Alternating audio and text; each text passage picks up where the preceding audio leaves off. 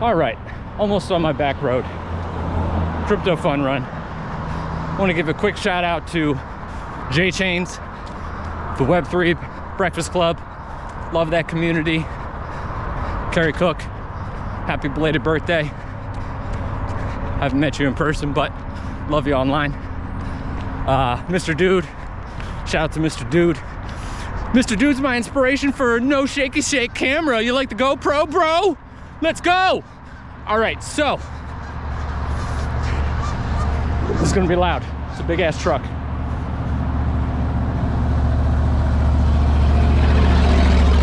Ooh, that was loud. All right, so we're gonna, my background, I'm a speech language pathologist, which is a fancy way of saying I'm a speech therapist. And I have a medical background. I have training in something called orofacial myofunctional therapy, which looks a lot at our face, our throat, our airway, and our upper anatomy, how it grows through the lifespan, how it can help and hurt us when it comes to sleeping and breathing and proper swallowing and speech. I also have training in something called the Buteyko method, which is a way of helping children and adults treat sleep apnea, habitual mouth breathing, allergies, rhinitis, stuffy nose, things like that. I got into this therapy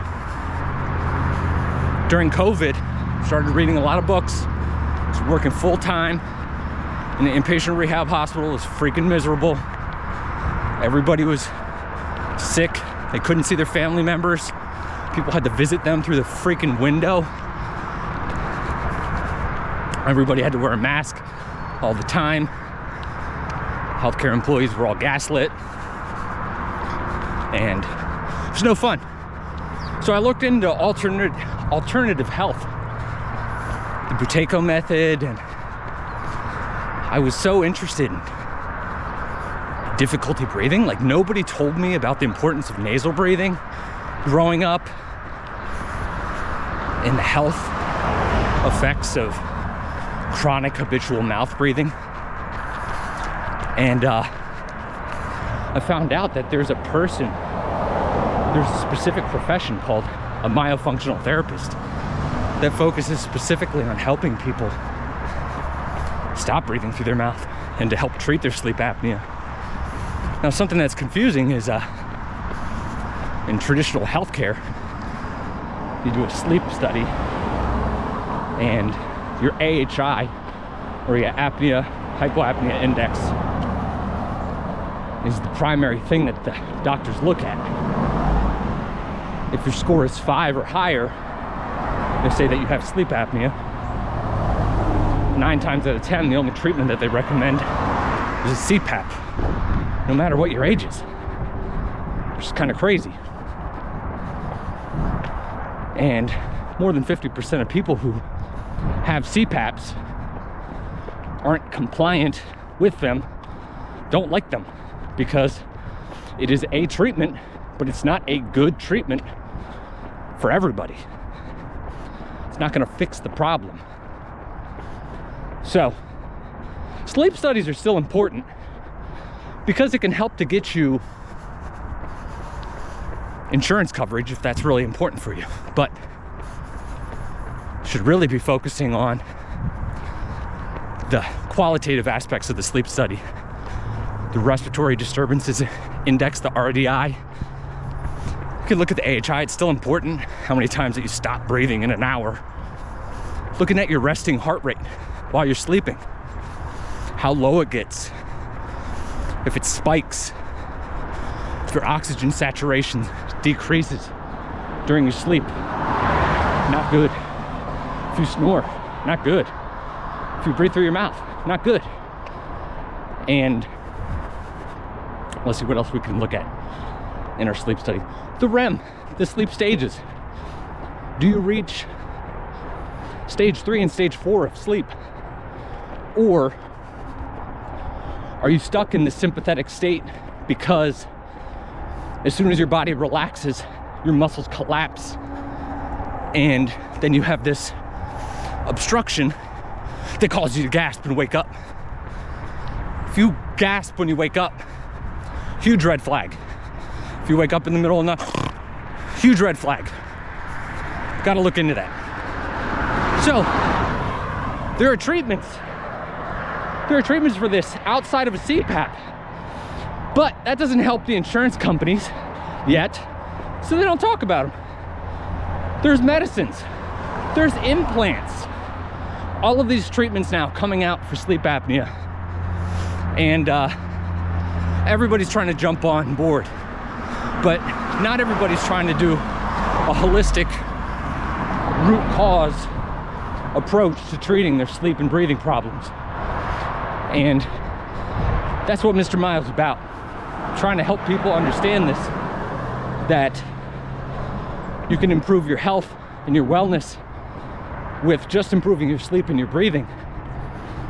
I mean, how many people have pre-diabetes or diabetes, high blood pressure, and these issues? And your doctor, did they ask about your sleep? No, guaranteed. Did they ask about your diet? Probably not. Even so, they recommend you avoid salt or avoid red meat. Stupid, in my opinion. They'll prescribe you some medications to treat the symptoms rather than get to the root cause. Oh, you have sleep apnea. Maybe that's causing some problems with your blood pressure or your blood sugar. Probably. So your doctor needs to look into your diet, your sleep, your breathing, your level of exercise, your hormones. They're not motivated to do that. They're motivated to write you a prescription for a medicine to cover up that one symptom that you're complaining about, and then to move on to the next patient. Duh, we knew that. So, what do we do? What do we do? What do we do? Get a sleep study. Go to www.mrmyofunctionaltherapy.com. Give me a DM, and let's do a virtual consult. Talk about what your symptoms are. I'm interested in learning what's going on and how we can help you individually. Because you can't give, I mean, I guess you can give general recommendations about sleep and breathing, but everybody's so specific. It's very patient specific. Because it depends on how your face is, how your nose is. Can you breathe through it? How big is your mouth? Can your tongue rest in the roof of your mouth? Do you sleep with your mouth open? Do you gasp when you wake up? How old are you? Do you have tethered oral tissues, tongue ties? Do you get headaches, migraines? Do you have neck pain, upper back pain? All of these things, they're important to discuss because they're all related. So, this is less of a crypto fun run now as it is a Mr. Myo introduction, but I'm okay with it. I'm trying to remember in through the nose, out through the mouth. BitBoy could never do this. George probably would have had a heart attack if he tried. I still commend George, man, for doing that crypto walk every week. Who knows, maybe one of these days he'll join me. We'll go for a jog. I think he might like it. I'll have to get him in better shape. Maybe if he fights in the IFC, he'll get in better shape. But that'll definitely motivate him. But George, we gotta look at your sleep and your breathing, bro. Let's see. So, big week ahead. I see 75K coming up with Bitcoin. Who knows? Who knows when? Election's so soon. Can't wait for it to be over. Can't wait for Upvember, whatever you want to call it. All we know is that after the elections, every 4 years, shit pops off. So, I'm looking forward to it. Got my ticket to Bitcoin 2025 in Vegas. Got my hotel in Vegas. So I'm really looking forward to May, late May, Vegas. Bitcoin conference, Bitcoin over 100K. It's gonna be tight. I'm looking forward to seeing J Chains, Mr. Dude, some Web3 peoples at the conference, some other people making more fun runs. Maybe we'll do a run in Vegas, up and down the strip.